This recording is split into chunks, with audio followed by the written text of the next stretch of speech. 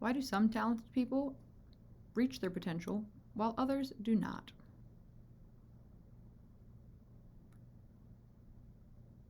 There are two mindsets. And as athletes, we should be aware of them. These are a fixed mindset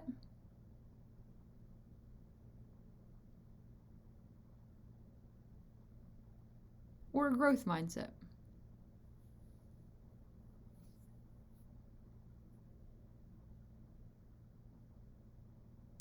Athletes with a fixed mindset believe that intelligence and talent are fixed. They avoid challenges and obstacles.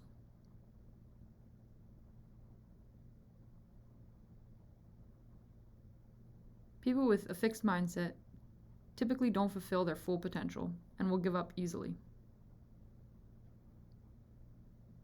Athletes with a growth mindset embrace the challenge.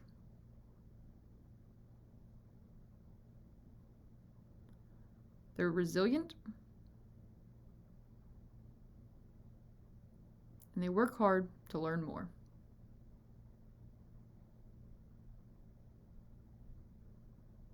Growth mindset people understand that intelligence can be developed. Makes you think, as an athlete, which mindset will get me to my full potential?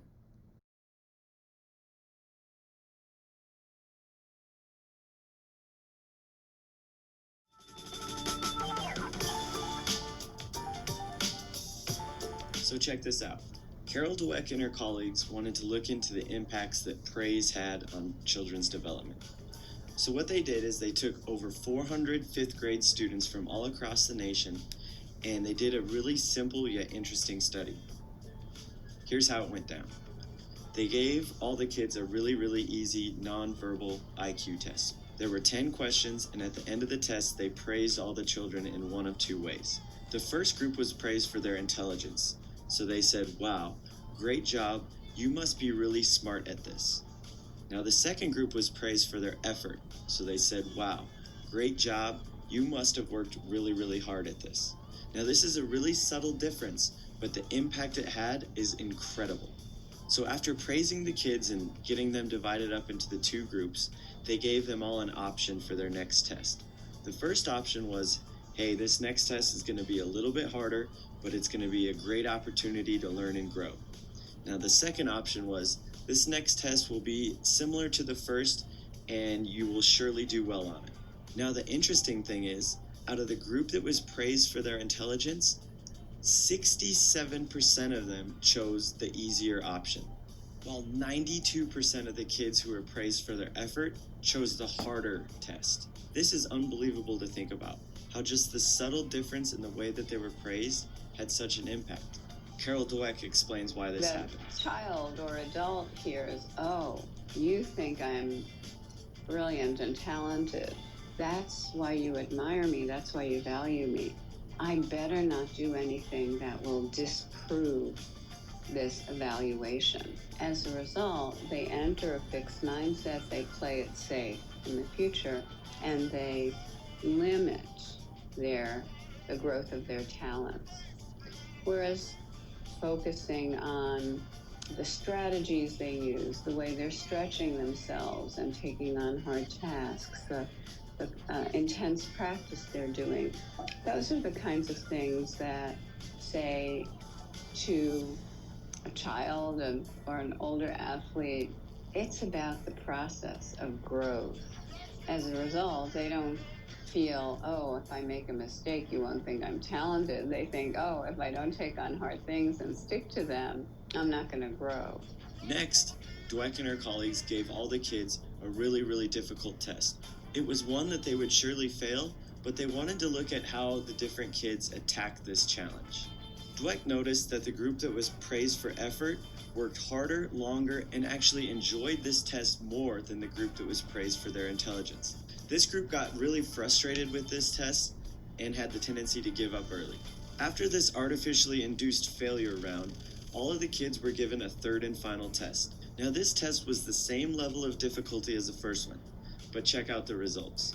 The group that was praised for their intelligence actually did worse on this test than the first one. Their average score actually dropped by 20%, while the group that was praised for their effort did significantly better, raising their average score by nearly 30%.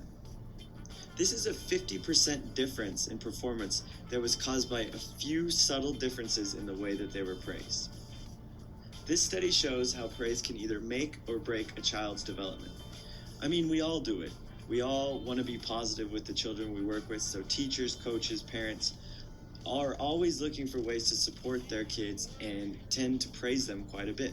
So we need to look at research like this and realize, okay, praise is a good thing and there's nothing wrong with being positive, but we need to be very careful about praising someone's intelligence or abilities and focus more on the process and the effort that they put forth.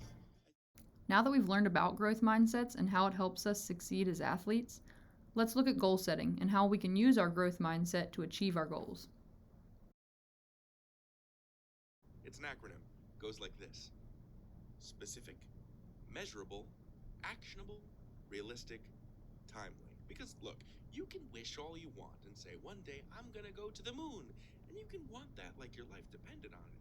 But a wish is not a goal. An example of a moon plan that consists of SMART goals would go something like this. In 20 years, I will have studied enough physics and chemistry, flown jet planes in the Air Force, worked out 4 times a week, and gotten a job as an astronaut for NASA. And this will enable me to fly a spacecraft to the moon and put my feet on it for science reasons. Specific. Put your feet on the moon. Measurable. Are your feet touching the surface of the moon? Actionable. It is actionable, that is to say doable, to study physics and chemistry, enlist in the Air Force, and go to the gym. Realistic. It's hard, but it's not impossible to become an astronaut.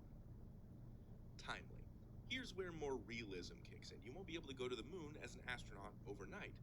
20 years seems a little more reasonable. But let's take this back to a more sensible time scale and look at our friend Thinky Pinky. Hey buddy, TP here is interested in pull-ups, wants to be able to lift their entire mass with just the arms, this one. But pull-ups are hard. So let's take a look at Thinky Pinky's reflection journal. Quote, I want to be able to do 2 consecutive pull-ups by the end of the year by practicing pull-ups at the gym 3 times per week. Why is this a SMART goal? S is for specific. TP wants to work on pull-ups, and they're not interested in biking or weight training. There's one skill that Thinky Pinky wants to work on, and that's pull-ups. M is for measurable. What's the metric for TP's success? 2 in a row. 2 pull-ups, 1 right after the other. You've either done it or you haven't. Measurable. A is for actionable. Can it be broken down into individual tasks? Yeah. Going to the gym 3 times a week to practice feels very actionable indeed. R is for realistic. TP's not training to lift a car, just some pull-ups. T is for timely. There's a time limit on this. Thinky Pinky wants to do this in a year's time. Altogether, that's a SMART goal you got there, TP.